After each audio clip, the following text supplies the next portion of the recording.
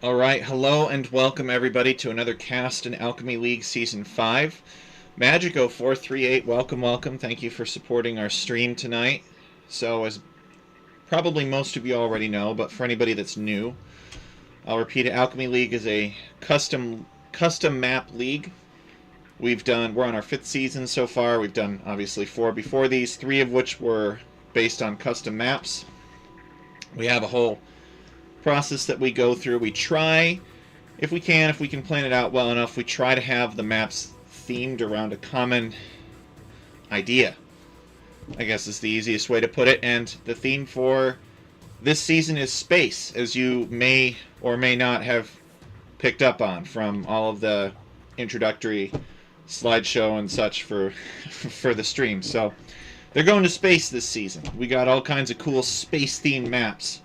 Similar players, but they kind of like that variety. Some people are really good at it. Some people just really enjoy trying something different, and we love them all. We appreciate them being here. We can't showcase all of them because it's getting to be so that there's quite a large number of games that are played. But we're going to do our best to showcase some of them. And so we've got 4 players for you to meet tonight. In our first set, it's play L2. So every cast I do 2 of such sets. So our first set is going to feature E1ST versus Sabolero. And our second set is going to feature Max Power versus GDR Mac Deck, aka Lore Deck. So if we look at the skill levels for these players, we'll see that E1ST right here. He's around a 2K player. And Saballero is around 1.9K. So they're both pretty good players. These guys would wreck me on any map in any situation. I'd need a lot of handicap to even come close to matching them. So that's our first set that we're going to look at. I think let's see what the average elo for this season is actually. 1724, so it's pretty good. It's usually it's around 1600. Hey, what's up, Chris? Welcome. Okay, and then Max Power versus Lordek. So these guys, I believe, are 1600-ish. 1678, and Lordek is 1621. Yeah, so these guys are in the 1600s. Both still very good players, much better than I am. So we're going to have the privilege of seeing these four players play tonight. I was going to talk about the maps. So in the first set, they have a map of the round. This particular set was from round 5, where Neptune was the map of the round. And then they take turns discarding maps until only 2 remain, and then the draft picks the final one at random. And looks like it picked Saturn, but it could have just as easily picked, let's see, they got Cataclysm, Jupiter, Mars, Syzygy Comet. So it could have just as easily picked Singularity in this case. And for these other guys, these two, Max Power and MacDeck, were playing on round 6. So the map of the round for that one is Asteroid Belt, and MacDeck and Max Power took turns banning until they got to Jupiter or Cataclysm, and it randomly picked Jupiter for them. So we're going to see Asteroid Belt and Jupiter from these guys. Oh no, it looks like I left my glass of water downstairs, so I'm actually going to step away real quick and just grab that. But I'm not going to do it right now. I'm going to do it once we get into the game here.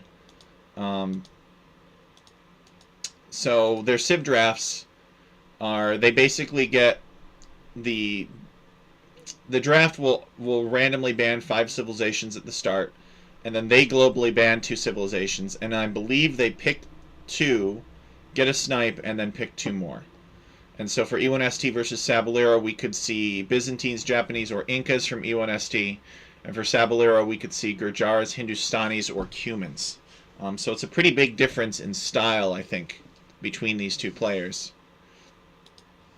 So Max Power versus MacDeck, Lithuanians, Saracens, Ethiopians, or Slavs, Franks, and Armenians. Alright, so let's jump into the game. This one, we're going to view lock on E1ST. And this is Neptune.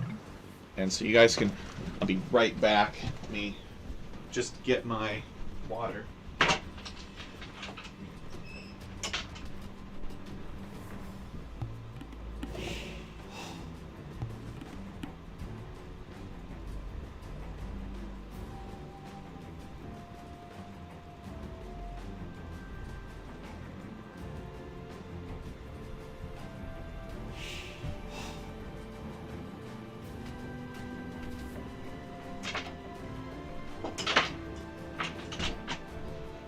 Okay. Alright, sorry about that. And we're also going to change overlays here and just get into the game. Look how fast E1ST is. This would drive me crazy. Alright, so the water is actually very important. We're going to take off of view lock and off of Fog of War. I'm going to talk about the map a little bit. You can see that the players are just kind of bringing in their boars right now. This is essentially kind of a version of Oasis with a twist. And the twist is this. You've got this open area in the center of the map that you can kind of sail across. You sort of have to be careful.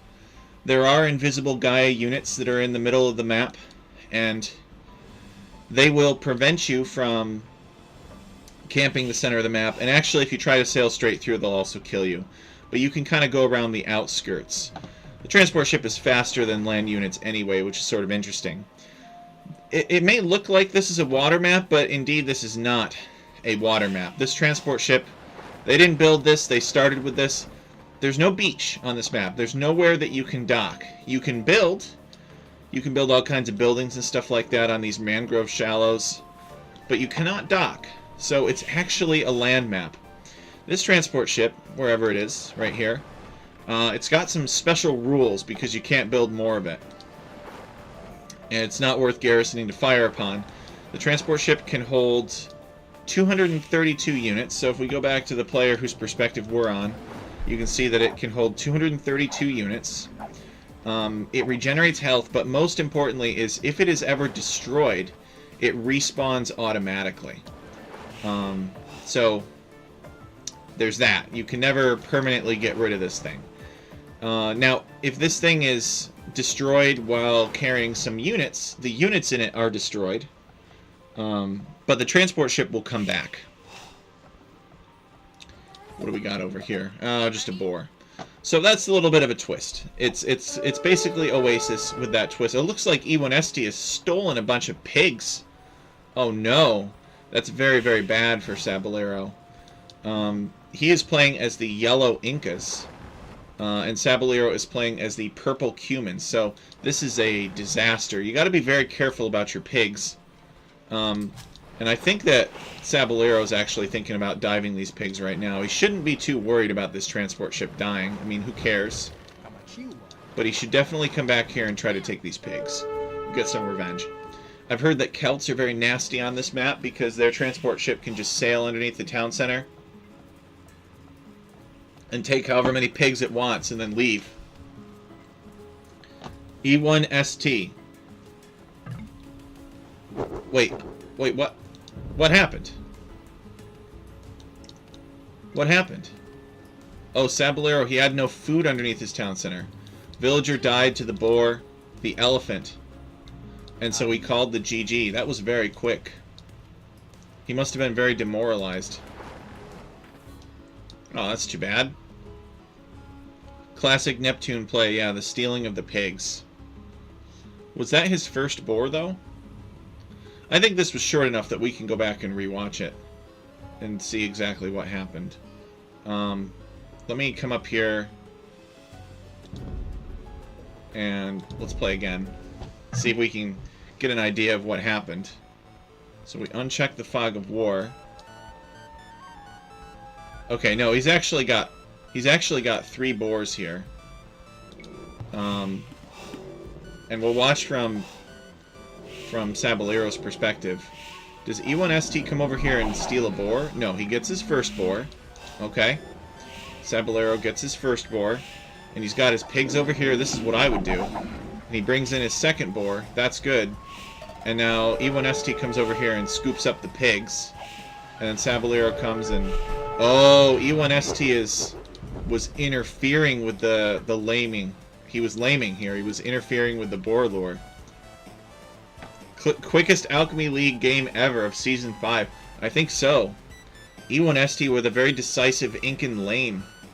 He stole the pigs, and he prevented a villager from luring an elephant.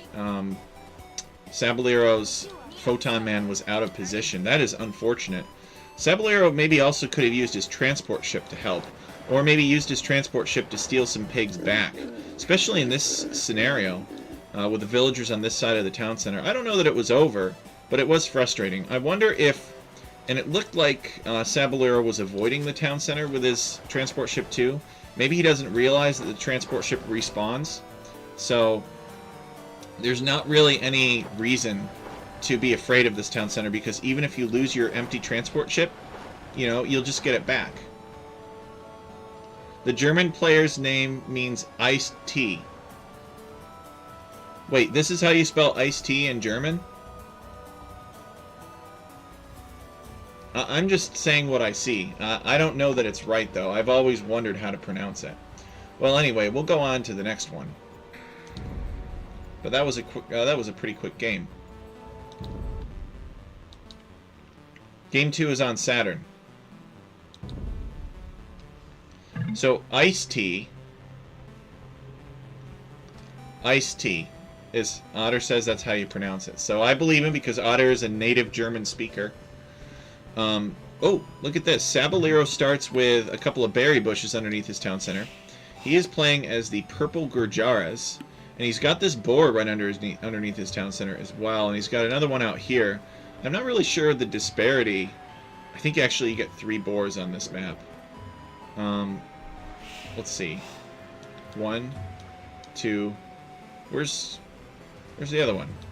So there's 2 here for E1S or Ice Tea. So there's 2 rhinos and an elephant. And wait a second. Where's his 3rd boar?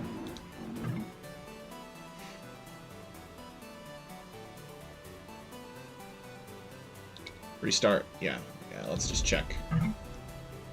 Alright, pause. Undo the fog of war.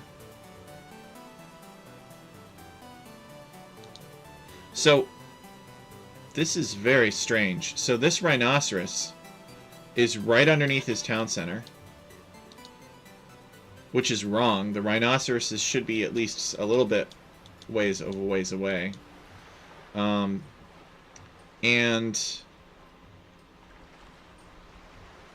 there's only one of them, as far as I can tell.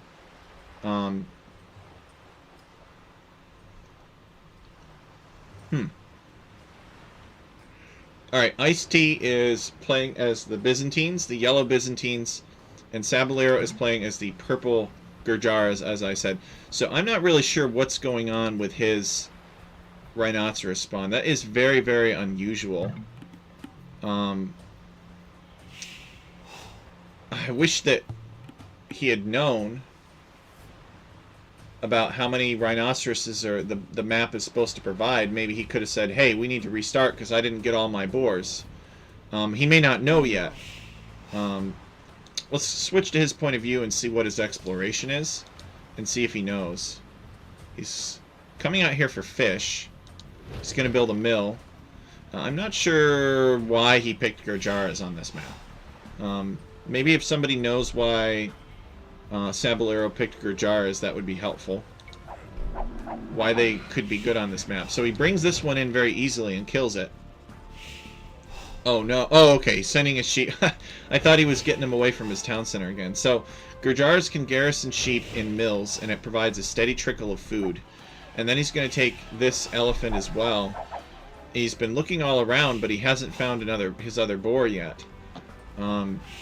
So his opponent started with an extra boar over him, which is something that I would regard as a significant advantage. If it hadn't been so long ago, I would have been tempted to let them replay it. But as it is, can't really reverse anything now, except to look into why that happened. Because if it can happen, it will happen for a league. There's a competition, then they will... Enough people are playing that some strange thing will happen. He's on his way up to the feudal age. Let me slow the replay back down. Ice-T is also on his way up to the feudal age. So both players going up to feudal age. Sabelero building a barracks.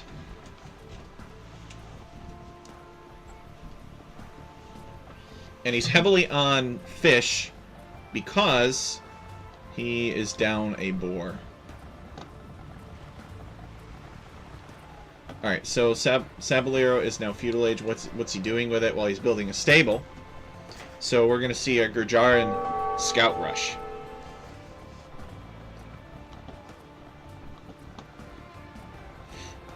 And let's take a look at what Ice-T is doing. Ice-T is building a dock. Oh, now this is cheeky. So he's going to send fire ships, maybe? Byzantine fire ships along this inner ring. Now, does Ice-T know that Sabelero is fishing? Well, he knows that there's a mill here.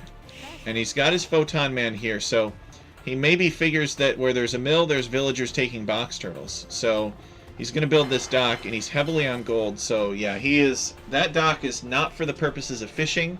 That is a fire galley dock. And this is the first time that I've seen somebody build docks on these inner rings, actually. And Scout starts coming this way. Oh, Saballero with a good block there. He's got a Scout and he's got the Photon Man. Now the Photon Man has some armor, actually. Makes him surprisingly effective against villagers. You wouldn't think, but he actually is. And Saballero is going to get a villager pickoff here. And he could have another one, but this villager manages to make it to safety. There is another Scout here. And Saballero really looking to cause some disruption. See, he has gone Spearman, maybe because he's expecting his opponent to go Scouts, or maybe because Spearmen are good against ships. Either way, though, these Spearmen will be useful to Saballero. Unfortunately for E1ST, the fire ship ungarrisoned on this side, so it's going to have to take the long way around. And he could send it. I'm not sure why he hasn't sent it yet. I don't know that this fire ship can get around. Maybe it could have if this wall weren't here. But yeah, no, he's not going to delete the wall. He's just going to send it around. He's not going to try. He's also built a dock out here for fishing purposes. There are fish out here in the deep area. But it's all shore fish on these inner rings. So we'll see Ice-T make his way around with the fire galley. And he's built his own galley, and again, they're all coming out the wrong side. So again, he's got to send this around. But yeah, I actually think Ice-T was the one that did an evaluation on this map originally when it was being considered for Alchemy League Season 5. And he brought up the idea that ships might be overpowered on these rings, and then I never saw anybody do it. Yeah, we made it to feudal, long game. So Saballero's scouts here are working on this villager. They are going to get the... Wait. Yeah, they're going to get the kill. So Saballero's probably feeling pretty good about that. He's down a boar, and yet he's managed to pick off 2 villagers from his opponent. And his opponent hasn't gotten any villager kills yet. Ice-T is a famous Germany H player. What does that mean, Otter? Alright, so the fire galley is coming this way. And maybe this fire galley will be able to take on the... Yeah, this fire galley is easily able to kill these spearmen. It's a Byzantine fire. It attacks faster. But spearmen do get bonus damage against ships. So the ship burns the spearmen, and then it shows up here. Now, you can do this interesting thing where you can actually block the stream of fire with... Oh, nah, just barely. So Ice-T manages to... Well, doesn't quite manage to kill the villager. Okay, so Saballero manages to keep this fire galley from burning his gold miners. And the fire galley is going to keep looking through here. It looks like Ice-T really, really wants to be oppressive with ships here. He's built another dock closer to his opponent. Now, this fire galley is stuck. And Saballero calls the GG. I'm not really sure why Saballero called the GG. I don't think it was over. Maybe he was very discouraged from the last game. But he got more villager kills than his opponent did.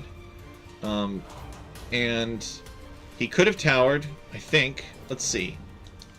Yeah, he had 200 stone, so he could have towered his gold. Could have just built a tower right here. And protected his gold from galleys. And then his opponent was not on this outer ring, so he could have gone out here to take more stone. And I think he did know about it. It's not letting us see his fog of war because the game is over.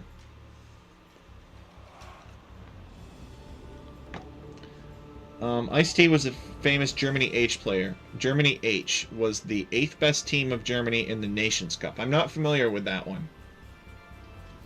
They won bronze and upset a lot of teams. Upset as in beat, or upset as in made them angry? You think Saballero is afraid of Ice-T? Maybe. I mean, Ice-T has proven himself to be a formidable player in Alchemy League.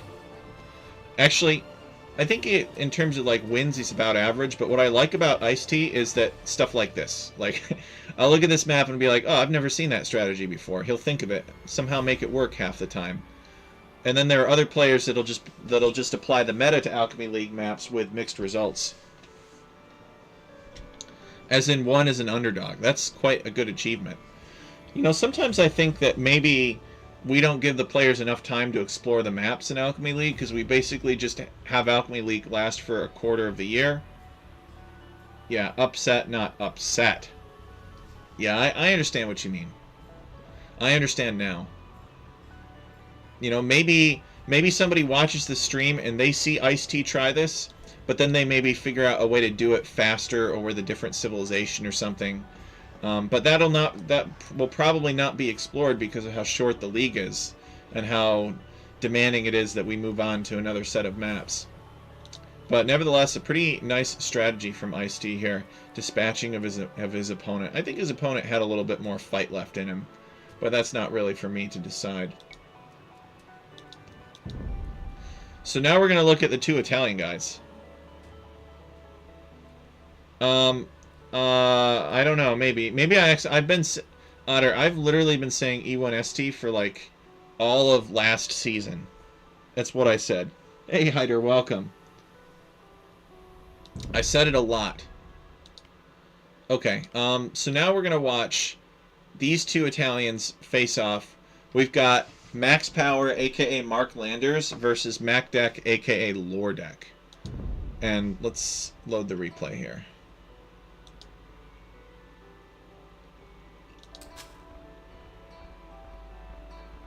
Okay, so we'll uncheck Fog of War at the very first, and I'll explain the map. This is Asteroid Belt.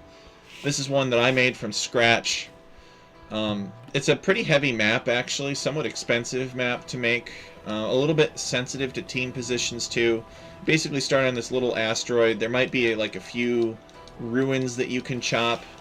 Couple boars, couple small golds and stones, but the scary part about it is that you got all of this water around you. Now, the water is not really worth docking. I mean, you might be able to build a dock out here or something and maybe long distance take a couple of fish. But, I mean, in general, it's like 1 or 2 fish here plus shore fish. We don't generally see people fishing on this map. But there are a few incidental fish in different places. Otter says, I feel like I learn a map and it's gone. Yeah, that's what we're going for, Otter. The perpetual mystery. But I am tempted to slow down just because the guys are...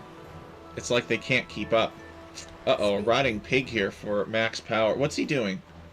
Now, this is an interesting choice. So, Max Power has chosen to come out here and he's going to build a lumber camp on the water. I'm not sure that I like this.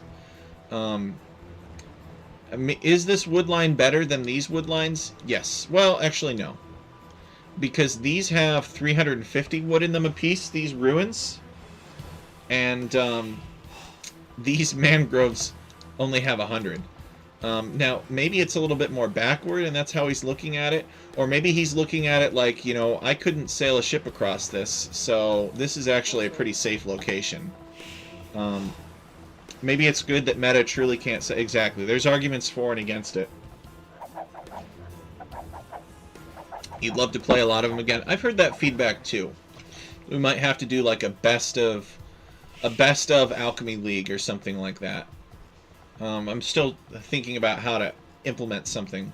But it would reduce the strain on our community to generate more maps. So basically, and I've said this before, I want to do for random map scripting what Henry Ford did for the automobile. I'd love to be able to have a streamlined, not a streamlined, but like a consistent, repeatable, and predictable process for making lots of things at a high quality. Because without that, you can't really have, you can't have Alchemy League. You can have similar stuff, and you can have occasional tournaments where people like make a bunch of stuff and they just pick the best of what they want. But you know, people's time are valuable, and I've made the claim that I really care about the resources of our community and how much time they spend working on things, and asking people to work on something, and while knowing well that, you know, 75 or 80% of them are not going to see their work rewarded, that doesn't sit right with me. Like, I can't do that. So, I mean, I've sort of done that sometimes for map contests, but even then I still try to help them make sure that if they're going to put a lot of work in it, that they're going to get them the most out of their work that they can. And because of that, it's just so complex. Hey, Adam, welcome. Maybe the next to least played, because I don't want to play Kenai Island ever. It's not an island, it's a peninsula. Alright, so, anyway, we got Armenians versus the Lithuanians, so we kind of have an Eastern European fight here. We got these mule carts. I think that these mule carts are a great choice, because basically Lordek can walk out here and take these resources whenever he wants. Basically, whenever he feels safe to walk out here and relocate his lumber camp, he can. And he's actually got some big forests. Now, does Lordek know about these forests at all? Yes, he does. So he knows that there's a huge forest here. So Lordek could totally take villagers, as long as it's not feudal age yet. He could legitimately take villagers out here, and he could set himself up a little base. He could wall this off with some palisades and like 3 houses. And then he could have his little mule cart working here, and he could basically have a perpetually safe lumber camp for until Castle Age. Hyder says, Kenai was amazing. What are you on about? Hey, yo, Adam. It's not dependent on our game. But Hyder had a 100% win rate on Kenai. Kenai was very chaotic. But it was fun. It was a fun map. So, what are they going to do? Max Power is feudal age already. No dock from him. It doesn't look like either player has docked. That's not really surprising. Macdeck is building a barracks, aka Lordek is building a barracks. He's Armenians. I wonder if we're going to see some kind of like long swords in feudal age kind of build. I don't know. He's up a little bit later. Let's see. It's a 20 pop build of some kind, and Max Power is up even faster. Okay, there's a dock here from Max Power, so he is going to go galleys. So Max Power is going to go galleys, and Lordek is going to go something that's not galleys, because he has not built a dock yet, and he's built a barracks. So I guess we're just going to see. But yeah, especially before feudal age is important, because once your opponent is in feudal age, they can have demolition ships and all kinds of nasty ships, and they can kill villagers that are trying to make a break for it. But like, yeah, this can easily be ranged by galleys here. This is not safe at all. I mean, this would be way better off being over here. I know it takes time to move. Oh no, we've got a range and we've got a blacksmith. So let's see. What's it going to be? So are we going to see archers versus galleys? Because if so, that's not going to work very well for whoever's going archers. So here's the thing. Galleys, they have 120 health, 6 attack, and 5 range. They're just more powerful than archers. Meanwhile, Lordek is, I guess, picked a fight with this galley, and now he's running away. He's realizing, no, don't want to fight that, but I don't think that the Photon Man runs fast enough. So Max Power going to micro intentionally up to it to catch up with it, and now he's going to come on his way here. So I think Lordek is in big trouble. I do not understand the choice of archers. Why would you go archers when you could go ships? Now, you know, you don't have to go ships, I feel like, on this map. You could go melee units. You could go, like, lightning scouts or something. I think there's enough food for that. Or you could minimize feudal play. Like, you could send resources over here and try to do a fast castle quickly. But to just go archers against this, I'm very, very nervous for Lordek right now. I don't know who he is, but I feel badly for him. I think this is not going to go very well. We'll see, though. Lordek has not played out what he wants to do yet. He's just making archers, made fast archers. Has he gotten fletching yet? He has gotten fletching, but his opponent has 4 galleys, and he has 3 archers. When text scripts in Arabia map, I tend to do a lot better on it. Actually, you know what? It's kind of crazy, Otter. I've never really changed the resource distribution on the style of Arabia maps that I script. Like, I had the Irish Arabia, and I was like, oh, shoot, I've got this ring of trees because I have this Celtic knot on the mini-map as artwork. So I have this ring of trees, so therefore I have to change the resources around because traditional Arabia resources interfere with this ring of trees. So here comes Lordek. He's managed to sneak around with these archers. These archers are going to be able to go more places. than these galleys. That's for sure. I'm not sure why these galleys have not made their way around here yet, though. I don't know what Max Power is like. What's he waiting for? I mean, why not come back here and try to find wood lines and stuff? All right, he is finally doing it now. We can see the waypoints clicked in there. So anyway, so Irish Arabia, I had a certain distribution of resources laid out, and then I just kept them for Greek Arabia. And so I've just always had that distribution of resources ever since. And so now Lordek is trying to crowd in as far away as he can from these galleys, but they're going to be a thorn in his side for a while. Meanwhile, Lordek has actually surprised Max Power, aka Mark Landers, and he's managed to kill 2 villagers on the berries. If I were Mark Landers, I'd be like panic walling a palisade right here. Alright, he is running away. And he's building a tower on his gold, and he's coming over here and he's building another lumber camp. But he's going to build this lumber camp on these column trees instead. So these villagers are running away.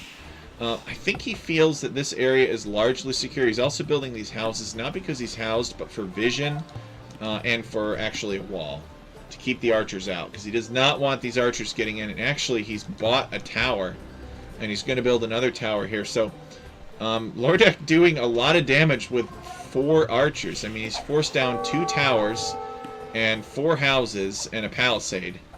And he's forced Mark Landers to go into 3 skirmishers as well. So it's really surprising to me, because it seems like Max Power would, like, 2 galleys and this army is done. Just have the galleys follow that army. But he's got his galleys over here trying to find damage on Lordek. And I guess he kind of is damaging him. He's certainly being annoying. He's on his gold. He's on one of his woods. Picking Armenians and then going archers is kind of big brain. Why is that? Is this an archer map? I don't know. I don't know if this is an archer map. I don't know what this map is. I mean, I sent it off for competitivity evaluation, and all I know is that it passed. Maybe some people could make arguments for archers on this map. Maybe some people say, oh no, the ships are the way. Alright, so here it is. Here's the great evacuation that I was talking about. So, luckily for Lordek, I don't think that Max Power saw this. So he sees these big juicy wood lines, and he's like, yes please. I think he would do well to actually wall this off. He could actually build a house here and like build a gate here. And he could prevent Max Power from getting over here. It's kind of random. These forests are done in like a random classical style. Sometimes they're big, sprawling forests that are easy to wall. Sometimes they're just little forests. But on average, they're larger, and they may not necessarily be the fairest, but because they're starting far away from your town, you don't depend on them for the success of your early game. Like, you fully have the ability to scout these forests and form a plan based on what you see there. So if you seemingly don't have fair forests for these neutral forests, I think it mainly just means that you may not have as many strategies available to you, or it may kind of force you to play more aggressive when you may not have wanted to, but I don't think it's game deciding. This is clearly a douching map. I mean, maybe. Maybe. Like, if you think about it, if you could pick Persians, and you could like wall this off with some palisades and wall this off, and then you come over here and you drop your town center, where do they go? As Mark Landers reaches Castle Age, I guess they could come back to your original town, but you could build all kinds of palisades and houses there too. I so hope you tried that. Well, he's got something here. Let's take a look at what he's up to. Oh, okay, he's just gonna take gold. Just gonna take gold. He figures Lordek isn't bothering him anymore. He hasn't seen some archers in a while, so Lordek is actually he's decided to use his army to just keep Mark Landers from getting over here. He's like, I don't need to hurt you anymore. All I need to do is keep you from getting on the good area, and so he's building a town center here. Hydra has other options in mind. That's good. We like options. Speaking of options, I gotta bug our players to take a look at the maps for next season as well. I'm really looking forward to next season. We've got some creative submissions. We get different kinds of people for different types of map contests. Some people really like the freedom, and they'll want to submit a couple of maps. And that's the case with Jasuni. Oh, jumping inside of the fortified church here. Tired of this galley play. I think that Mark Landers could actually do a lot more damage with these galleys if he wanted to. But he's going into knights, it looks like. He's built himself a stable. He's got some farms, and he's queued up some knights. So we've got a town center here. But the different types of maps produce different levels of interest from different people. So Sing Sing and Jasuni are more interested in like open contests where they're a little bit more free to present their ideas. And other people are like, well, you know, I've made everything and I've made pretty much everything. I don't really have any ideas. But I'm really good at technically executing certain concepts or styles. And so just let me know what you need. Like a player like Zetnus is more likely to bid on something that has a specification because we clearly define what we want. So it's kind of fun. It's like a little bit of a different breed of map maker. They enjoy different kinds of contests. Look at this. Lordek is going for the monks. He wants to convert these galleys. He's gotten really unlucky with the conversions. I am not really sure why he hasn't gotten a conversion yet. It seems like he should have gotten one. He's microing the monks, trying to get away. Come on, get a conversion. This is insane how he has not gotten a conversion yet. I'm not really sure what happened there. Seems like he should have been able to get another conversion, but monks are his answer to all of these galleys. And I think that Max Power is going to continue to make... Oh, no, he's not, actually. He's not going to make any more galleys. And Lordek is just going to boom on the mainland. So Max Power is going to boom on the asteroid belt, and Lordek is going to boom on the mainland. These poor monks. Like, this is the second monk I've seen go down to 3 galleys, and there's been like 4 monks here. Monk deck, exactly. The Otter one says the amount of wood should be standardized, though. He doesn't like the Black Forest type planet gens. Oh, these ones here? Yeah, this is more classic style for sure, Otter. There's probably a reason why they don't do classic style forests like this anymore. All right, so I see what's going on here. So Max Power is like, you can't have this island to yourself. I want this mainland to myself. So here he comes, and he's going to build a siege workshop. And he's also going to send some skirmishers forward. Lordek does not want to fight that. Yeah, he withdraws. Now, the good news for Lordek is he's got a couple of town centers here. And he's going to build a defensive siege workshop of his own. And I really think he should be walling this off. I mean, why not? He does not know about the knights, but he's in for a rude awakening. He's going to find out the hard way about these knights. And depending on upgrades, these knights could just run... No, these knights have no upgrades, so therefore they cannot run underneath the town centers. But seeing those knights... Alright, he's going to build an archery range to replenish his crossbow numbers. So, he's being annoying over here. Poor Lordek is trying to convert these, still trying to convert these ships, and cannot get a conversion on them, which is very, very unfortunate. I do not know why he can't convert this. If somebody can explain to me what changed in the rules, like, I feel like classical Age of King... Alright, he finally got some conversions there. That took long enough. And then maybe he'll be able to recover there. So we've got a ram here knocking at this dock. It's going to destroy it. These knights still... Well, I guess they're still missing an upgrade in terms of armor, but they have gotten one upgrade now. They're not ready to run underneath the town center yet, but they're getting closer. We've got 2 mangonels here. I feel kind of awkward about rolling these mangonels forward with these knights around. Seems like it's kind of a bad idea. Knights will just dive the mangonels.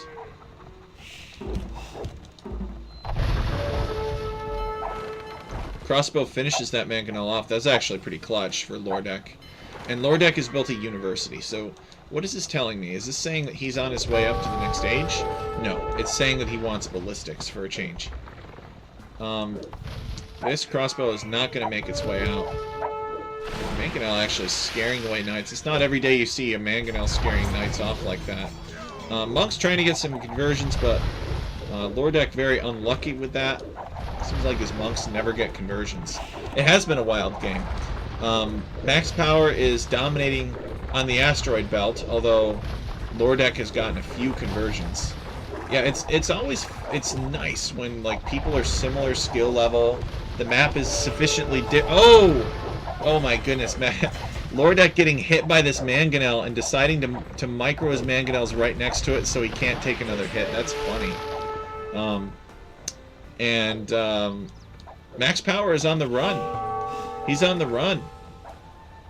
Lordek has kind of rebuilt a sizable army here. He's got 72 villagers, and Max Power has 60 villagers, but Max Power is on his way up to the Imperial Age. So that there is that to bear in mind. He can't even castle drop the boom. Nope, not real. I guess he could build a castle here, and that actually could be kind of dangerous. I think he could build a castle here. I could be mistaken. But he chooses not to, for whatever reason. Red is probably fine. I mean, maybe. He's evacuating more villagers. Looks like Max Power kind of sees it. No, he doesn't see it. The galley is just chasing for fun. And it looks like Red is transitioning over to docks. And we've got a fire ship and we've got some knights coming this way. The knights dive one of the mangonels before being overwhelmed. And there's a castle here. Some skirmishers. Now these skirmishers are actually surprisingly effective against... Oh no, okay, that's the castle. So what are the Lithuanians going to do with Imperial Age here? That's what I want to know. The asteroids tend to have more minerals. They've got more gold and stone. The planet has more wood. More wood, and in this case, not a lot of space to build farms. So Lordek is going to build himself a nice little castle here to defend his base. And he's making war galleys. So I think the Armenians get a bonus toward galleys of some kind, although I don't recall exactly what it is. Let's see. They have a unique tech which gives their demolition ships plus 20% blast radius, and their galley line and dromons plus 1 range. So I bet he's going to use this castle to get that unique technology and then give his galleys an additional range. That would be pretty annoying. Alright, so we see some fire ships burning some crossbows. That's just funny Age of Empires stuff. But he's got to burn the monks first before they get a conversion. The monks are healing each other, so he's going to go and burn this mangonel instead. Sending another fire ship back. And I think it's just going to be fast... Yeah, it's just fast fire ships from Max Power here. And fast fire ship could be quite devastating. And, oh, look at this. Demolition ships from MacDeck. Let's go. Where's Otter? They shoot an extra arrow. Ah. If Lordek gets the unique tech, he can honestly just go full demo. I think that's what he's doing. He's made a lot of demolition ships. Where's the Otter one? The Otter one would love all of these demolition ships. He would get so excited to see this number of demolition ships on this map. It was weird, too, because nobody expected Lordek to go into Navy late game. And when we saw him trying to build the dock here, I wasn't exactly sure. Because he never went dock early on. He did an archery range. He made like 4 archers. And Hyder said nobody would expect something like that. So MacDeck getting the killing off the Navy here. And I think Max Power is in trouble. Max Power, however, is massing fast fire ships. So it's basically going to be a fast fire ship versus demolition ship battle. And I think that is going to go not so great for Max Power. But Max Power is Imperial Age right now, and Lordek is not. So Max Power has the potential to do a lot of damage maybe before that point. But the time for Max Power to push is soon. Let's see how much economy Max Power has. He's got 63 villagers. But I think most of them are not working here. What's this? 20 on wood, 10 on food, 0 on gold. So that doesn't add up to 64. What's going on? I guess he's refreshing, sending a lot of villagers back to work. So all of these asteroids, I think, benefit galleys in many respects because there's all kinds of obstacles. This spinning fire ship there. That's true. He would love that. But he didn't see it. He wasn't there. He was snoozing.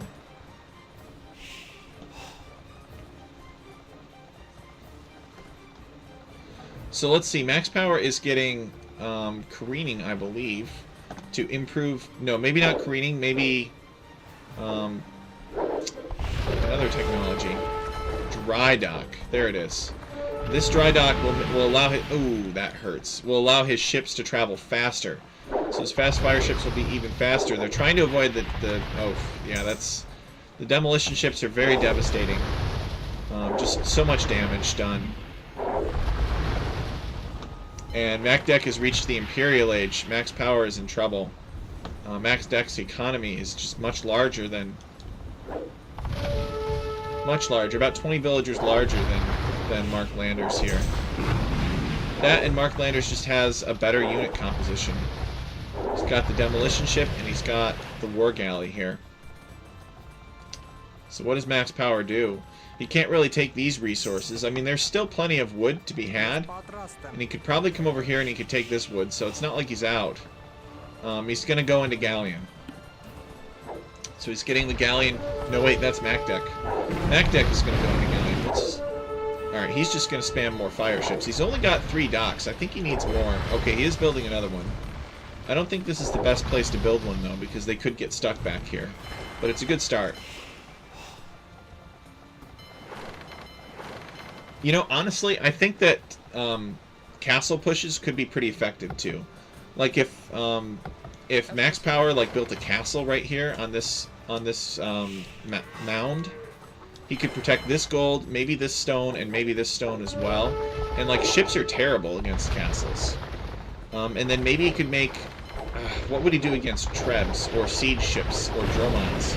I'm not really sure. That's the hard part. Now that his opponent is in Imperial Age, that's the hard part.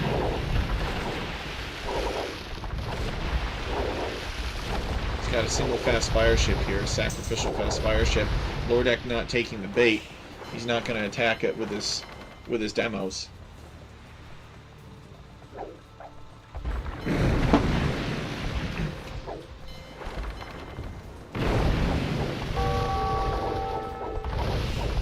These fast fires are looking for reprieve, but they don't get it. They get blown up by the demolition ships. They're trying to break through. I'm not sure where they're going. And yep, sure enough, fast fire ship's stuck behind the dock. There's 2 of them stuck behind the dock. It's pretty annoying how this Age of Empires does this. Donjon's on the other hand. Oh, I think you could build a castle on this. Maybe not.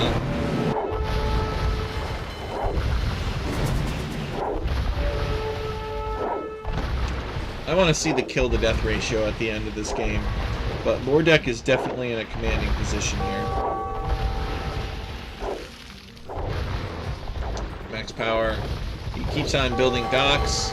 He's going to keep on mass-producing these fast fire ships, but you know, they can't get close. The galleons, now we have heavy demolition ships. Lordek could almost take down this castle with heavy demolition ships, but he's going to use Dromons instead. And he does indeed have the extra range here. And Max Power calls the GG. Just got overwhelmed. His opponent snuck over to the mainland and boomed. And although he was damaging and annoying in Castle Age with the galleys, I feel as though he did not really do enough damage. He should have used that map control to monitor this area more, to know when his opponent was going over here and to make plans to stop it. Hyder just loves donjons. Let's take a look at the achievements here.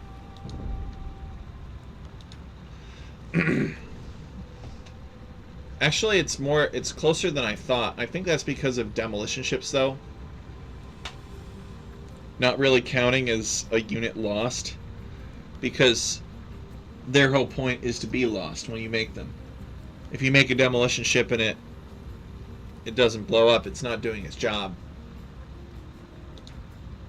So MacDeck with more resources. Max Power with the faster advance times.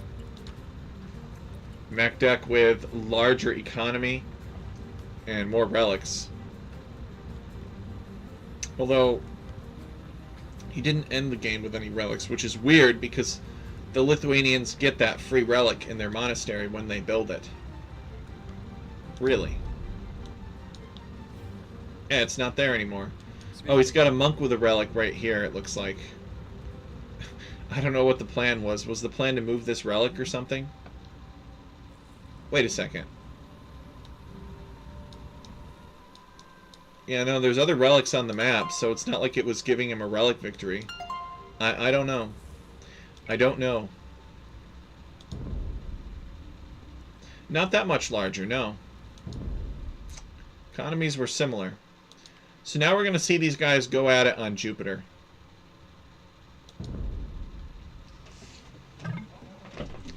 So Jupiter, what is it? Well, it's kind of like Volcanic Island, I guess. But weird. It's got these long wood lines between them. It's actually kind of easy to wall up different sections. Now, your opponent can go around, and also, this area on the outside is random. Sometimes it's buildable, sometimes it's just shallows, sometimes it's water. In this case, there's no deep water, though, or deep fish. It's just mangrove shallows, so anybody can walk out here. Max Power finding his pigs. You get one boar on Jupiter. I think it's an aggressive map. Navy later on says Otter was the obvious play. Well, his opponent was mostly on the asteroid belt, so I guess it made sense, even though there wasn't really any. Well, there weren't any resources on water. Didn't make sense to go there initially, and he didn't go there initially. So we got the 4 Jovian satellites and the stripes and the Great Red Spot, which is just a hill. So Mark Landers, aka Max Power, is exploring that hill now. Sometimes there are neutral zebras and stuff that you can push in, but not always. Yeah, not really here. So pretty forward lumber camp from Max Power. Yeah, I guess there are some zebras here, but they'd be a big pain to push in. These are milling zebras. Maybe these two would work better.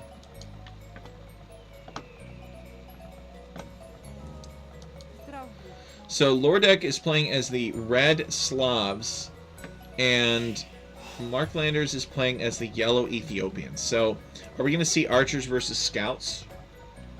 Hi from the past, by the way. Hello, Otter. Wonder when Red got the unique technology. Oh, sometime in Imperial Age. Alright, so Mark Landers. Here he comes. He's gonna come up this way. I guess he's gonna find his opponent's lumber camp, probably.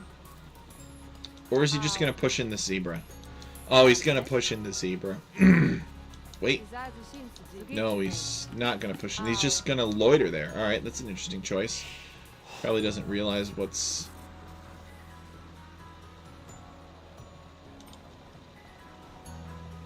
Yep, he is gonna push it. He wants it. So much foreshadowing for an epic game I might have played. That sounds tempting to cast.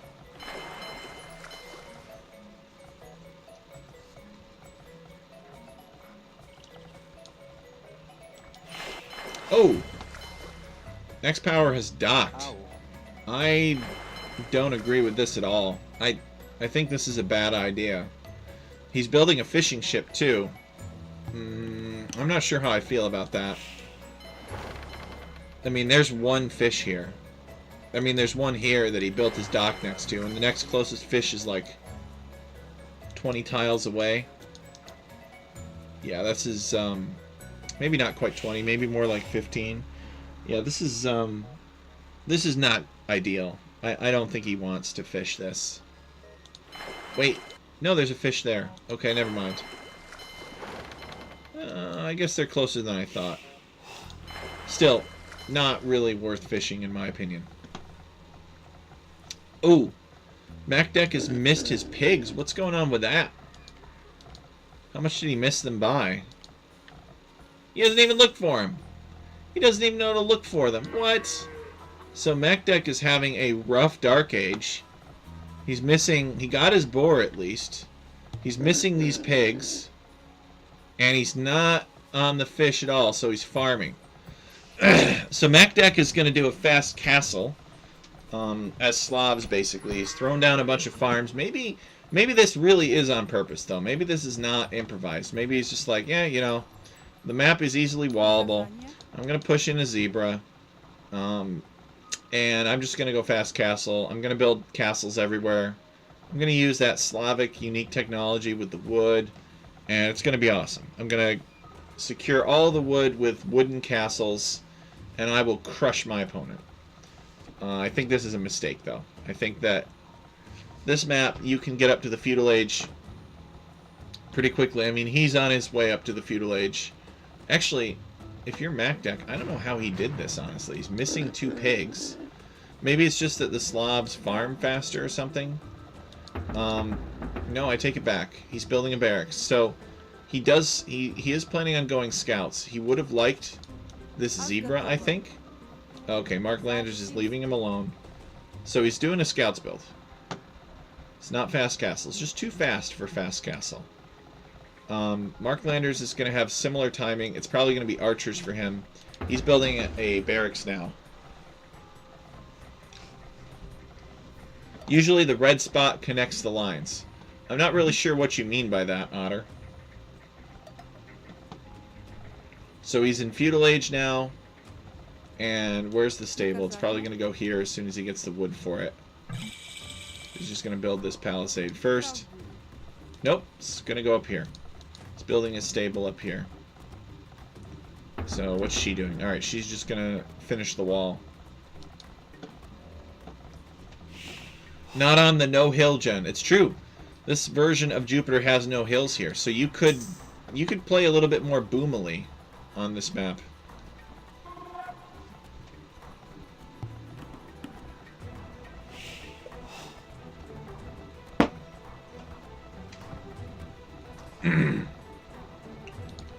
So archery range coming up for Mark Landers as expected. He's got 3 on gold.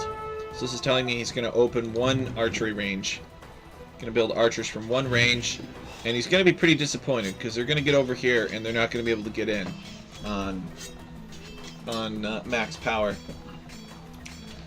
Unless he has the archers spawn out of this side. But I think that this is fully walled here. His opponent's got a scout. Scout's making his way toward this. He's quick walling these. I think this is not necessary. I mean, there's 3 villagers there, so it's not really necessary to quick wall those villagers, but whatever. That's MacDeck's scout cavalry. So max power is going to be disappointed. He's going to find that this is walled off. His opponent is now building an archery range. And I think that this is a case where you just wall across here, and then you can just wall to the edge of the map. This is a very wallable version. I don't think you need to kind of curve around and wall back, but he wants to make a cute little small base, so I guess that's how it's going to be. Lordek has more scouts coming across the map. Okay, pig coming in. Somebody found these pigs here. I'm not sure who it was. Maybe it was Max Power who found these pigs and sent them all... Yeah, look at this. Yeah, so he found the pigs and actually he's sending them all the way home. And he's going to eat those pigs. This map is light on food, so he is happy to see those pigs. And bring them in as the scouts come. Uh-oh. Nope. Don't want to do this. Ooh, 1 scout goes down. Lordek not paying attention. Lordek, come on, man. It's down here. It's down here. Actually, the Photon Man would be surprisingly good against Spearman, I think, because he's got a melee armor. Spearman would only do 2 damage per hit. But he's just going to work on this house instead for now. Which I disagree with. So we can see that Max Power has come out here. He's tried to get in. And Lordek just walled behind and defended with a skirmisher. So now he's just going to have to delete his house and use his army to just defend against the attack. Otter has used that fact versus Samson. He's surprised it didn't here. You mean the red spot breaking up the wood lines? Yeah, it's just how it is this time. So scouts have to run away, Photon Man has to run away, and Max Power has an army. He's got a navy too, or at least a fishing fleet. Now these fishing ships are helpless. They can't garrison anything. It's not like they're Gurjaras. So the scouts are just going to work on those instead. And Max Power not going over here to defend his fishing ships. He's going to let Lordek kill them, which I think is a mistake. Okay, the fishing ships look like they are retreating. Scouts are attacking them. There's nowhere the fishing ships can sail to that the scouts cannot reach, which is unfortunate. But Max Power could have just walled to the edge of the map here. Okay, he's sending a spearman to protect them, which is what you got to do. Lordek sees it and does not want to engage. He does want to pick off the fishing ship, though, so there it is. And he gets the hit. So they're going to dance. Archer's coming around. Max Power has his scout waiting here. Now, there's an opening in this wall, which I would presume that Lordek is going to fill with something, but I'm not exactly sure what yet. Okay, he's just going to fill it with some palisades. I thought he was going to build a building here, but palisades make more sense considering that there's a gold nearby.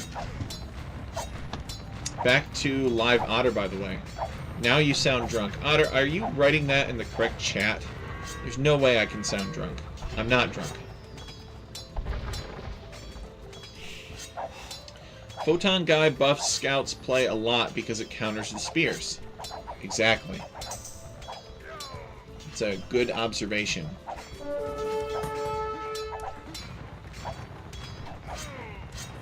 It also kind of counters skirmishers too. So Lordek fighting off this army with his skirmishers. He's killed a bunch of archers, and now he's going to kill a Photon Man if Max Power isn't careful. Yep, Photon Man goes down.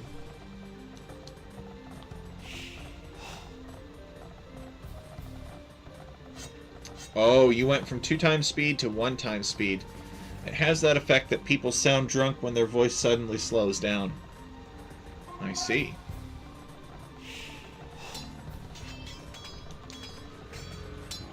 I'd love to see a tower up here. Could you imagine how devastating a tower would be if Max Power built a tower right here? It would take Lordek off of his gold, and this other gold is not even within his walls, so it could be quite a damaging tower.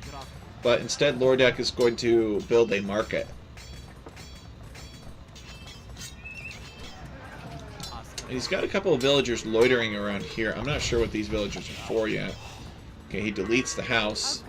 He's going to build it up here instead. Ooh! Ooh, ooh, ooh. Look at this.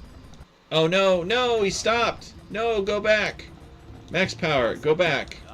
Come on, Max Power. It's literally right here. This is what you want. Alright, he's Castle Age. You wanted to wait until Castle Age. So Max Power is Castle Age already. Lordek is on his way up to the Castle Age.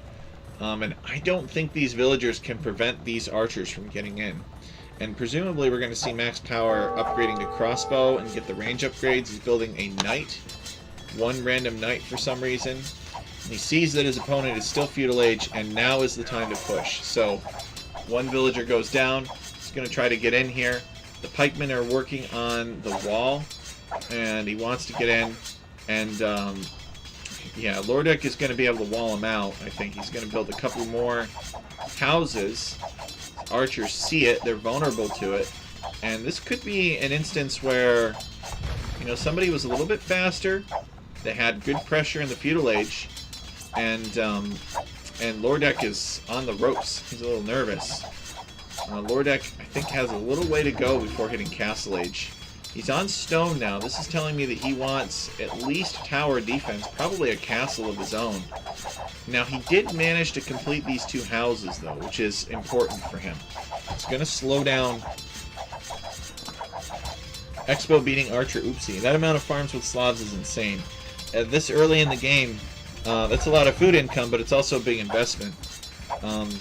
So Max Power gets his ram out and he's like, well, okay, whatever, I'll just destroy this house. And he's pressuring him, and now his opponent, now that his opponent is in Castle Age, Lordek can afford to, or is able to, build a siege workshop. So he's going to build that, and he's going to make some siege weapons out of it for defense, because that's what you do when you got crossbowmen knocking at the door. So he's got a mangonel queued up. See, I think that this ram should be focused on trying to get in, but I guess he just wants to destroy the stable instead.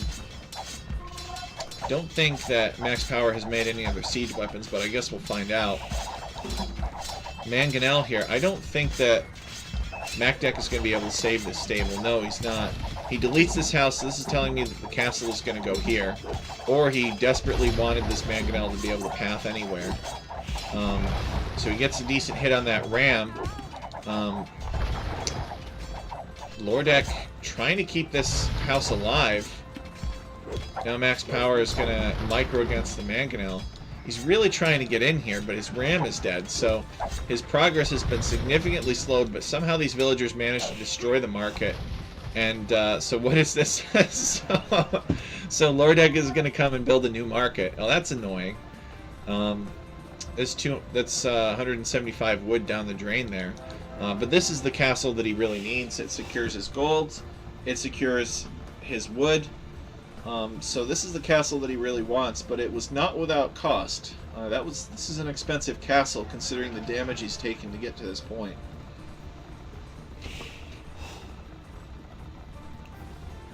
He needs mangonels to take care of the... Oh, he's got mangonels.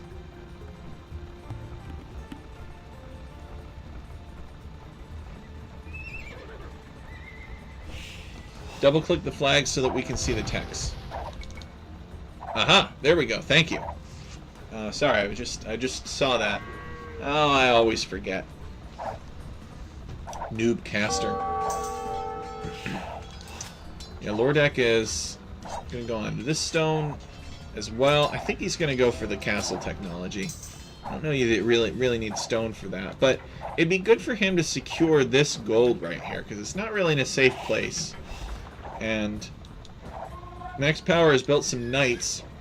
They're on the prowl. Look to see if his opponent has colonized this moon. This is a popular thing that players do. They'll build a town center out here.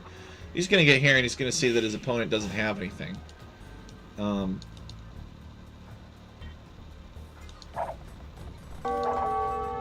so he just finds this now. His opponent's not building out here. He's got 55 villagers.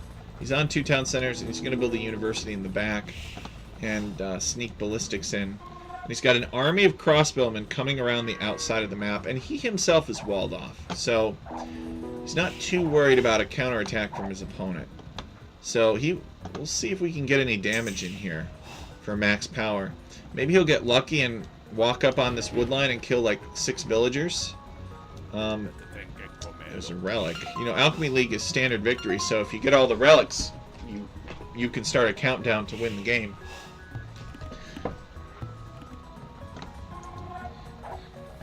Hyder says, I watch VODs. It's true. It's true. No. Otter says, I watch VODs. Hyder says, nice thinking of Mark to go there. I agree. I think it's kind of a logical point to attack from. He's kind of exhausted his other options. MacDeck is coming back around with his skirmishers, but, you know, Max Power is not interested in staying here. Max Power actually might pick up another villager kill. Oh, Lordek pulling it back. And now this gold is not so easy to colonize anymore. He's going to destroy that outpost while he can, but he can't stick around because he does have boyars coming. He's got mangonels coming. He's got skirmishers coming, so these units are in trouble. Yeah, he does not want to stick around here. Also, click other flags once, please, to show vill counts. Other flags. Show. There we go. So it's 62 to 71. Now, what kind of upgrades do these boyars have? They have the first upgrade, but they don't have the second.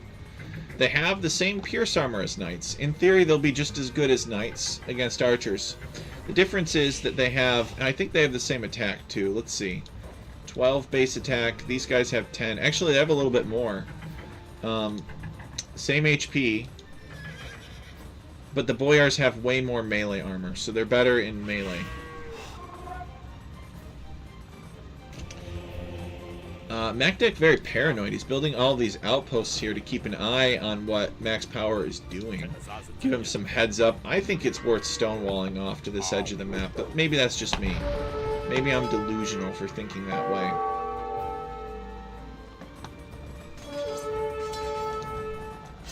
He doesn't want to get surprised again. He wants to boom in peace.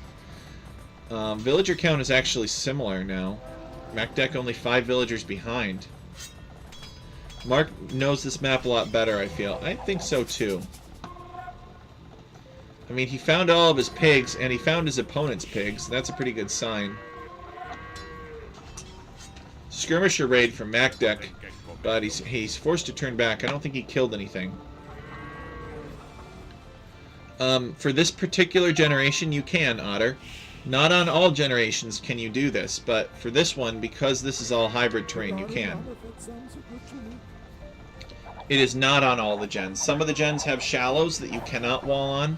Some of the gens actually have deep water that have deep fish that you can't even walk on.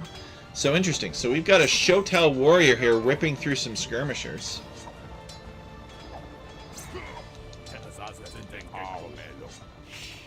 Look at a single slash from this guy, and it like does more than half of the skirmisher's health and damage. The Otter one says these maps have too many random factors. What? I say they don't have enough. Oh, Otter, you're not saying you're a little bit of afraid of map variety, are you? As long as it's fair. As long as it's fair. Some people like to be able to plan strategies. I get it. Some people like it, some people don't. Alright, Mark Landers is in the Imperial Age, so if you're MacDeck, you're pretty scared. I mean, MacDeck has a lot of Boyars here, but he's not Imperial Age. And what's the plan here for Mark Landers? The plan is Arbalister, the plan is Chemistry, the plan is Trebuchets and maybe Castle Pushes, so all kinds of nasty things. Lordek needs to get up as soon as possible. He's actually 65% of the way up himself, so probably not going to be too far behind.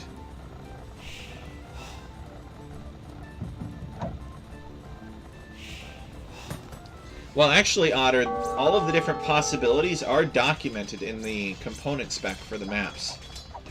So the fact that it can be all of these different things is written down in advance. So it shouldn't require playing of the map to know that. You can just read and it'll tell you there's a such and such chance of this and a such and such chance of that. These Boyars are taking free damage here from the archers. I don't know that this is worth it. So if you're MacDeck, you need to be getting the armor, like, right now. And he's actually getting... Oh, he's getting the Castle Age armor right now. He probably just doesn't realize that these crossbows are attacking. He's gonna kill him, but he's got to get out of here. Yeah, just... You know, like, what value did that get him? I guess he destroyed the blacksmith, so Max Power has to build a new blacksmith, which I guess is annoying.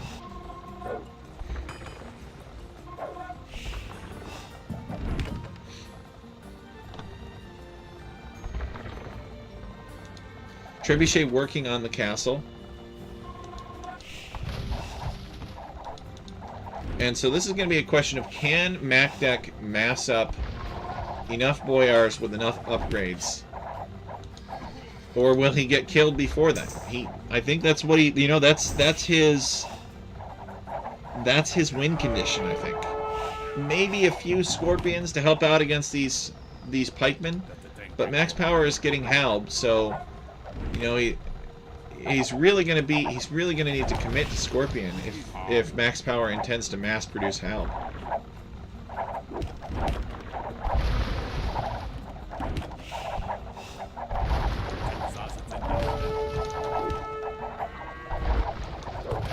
No Arbalister research yet. I mean, Max Power has prioritized other technologies over it. It's probably less important than the range and chemistry, honestly.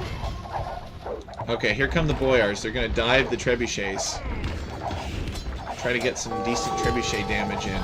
He wants to keep this castle up. He needs these castles. He's got mangonels. Boom. Misses, though. Max Power micros out of the way. I don't think these mangonels are going to... Fortunately for Lordek, I don't think these mangonels are going to be able to... Oh, no, they survived!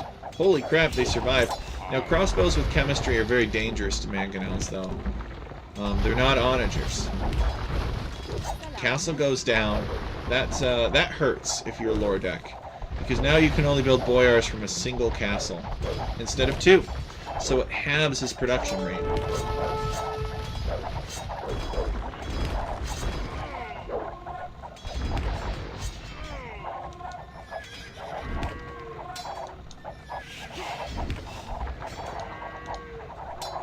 What's Lordek's plan? Well, he's getting the final armor upgrade, and he's built more stables. So probably Cavaliers at this point. Let's see what Lordek is doing. If he's got Cavalier upgrade queued, he does not. He's got 80 villagers though. But I think he feels like he can't make Boyars fast enough anymore, so he's gonna try to mass produce Cavaliers instead. But he's low on gold. Is he taking this gold back here? No, he's not, because his opponent took him off of gold. That's annoying. So he's got to send some villagers back there. He's actually got to sell some resources, I think. But he's pretty strapped for cash. This is Max Power's game here. All Max Power has to do is not make a mistake, and I think he'll win.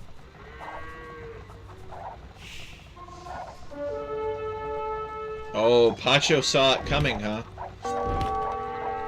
Well, you can thank Otter for that one, or you can thank Hyder for that one, because he casted all of your strategies.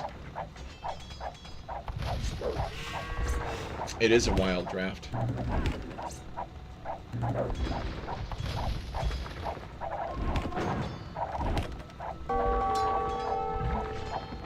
And with the second castle going down, Lordek calls the GG. Just 2 damaged. I think that this game was won in Castle Age. I think that Lordek did not really get the damage in with his scouts that Max Power got in with his archers. And then when Max Power got to Castle Age, he got those upgrades quickly and did a lot of damage in this region here. Because Lordek did not really do a good job of securing it. Lordek could have built like a big old fat wall up here, or maybe a tower on his gold or something to keep it safe. But in the end, he went for a leaner approach, and Mark Landers, aka Max Power, punished him for it. So I thought this was a pretty good set. A little bit more balanced than the first one.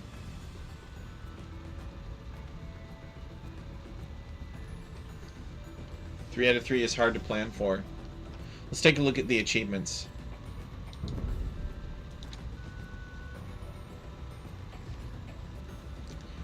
So let's see. Yeah, Mark Landers with the better score. MacDick with the better society, but that's because he had more castles, I would assume. MacDick with more kills than deaths, though. So Mark Landers actually had more deaths than kills, but he raised more buildings, lost fewer buildings, and had a larger army. MacDick with more wood and stone collected, and Mark Landers with more food and gold collected. Which is interesting, because you would think that Mark Landers would have more wood collected because he made military that needed wood, but I guess not. So MacDick faster the feudal age, didn't get damage in with the scouts. Mark Landers faster to castle and imperial age. Explored almost all the map. I think he knew the map better. Better research. Particular society. 3 relics captured for Mark Landers, 470 gold. 104 villagers. 2 castles for MacDick, 1 for Mark Landers. And this is what the timeline looks like. I agree. I think Mark had better plans this game. So I really appreciate you guys tuning in. As always, I add a lot to the cast. It's interesting to hear your perspectives. your commentary about things. And I know it's pretty early in the morning for you, or late at night, depending on how you look at it. Probably more so later at night, in a figurative sense. Let's see. Oh. Alright, guys, so thank you so much for tuning in. We have just seen Sabalero versus Ice-T. That was our first set. But then the closer one was Lordek versus Max Power 973. So I'm looking forward to casting more in the league. I will probably do another cast, if not tomorrow, the day after tomorrow.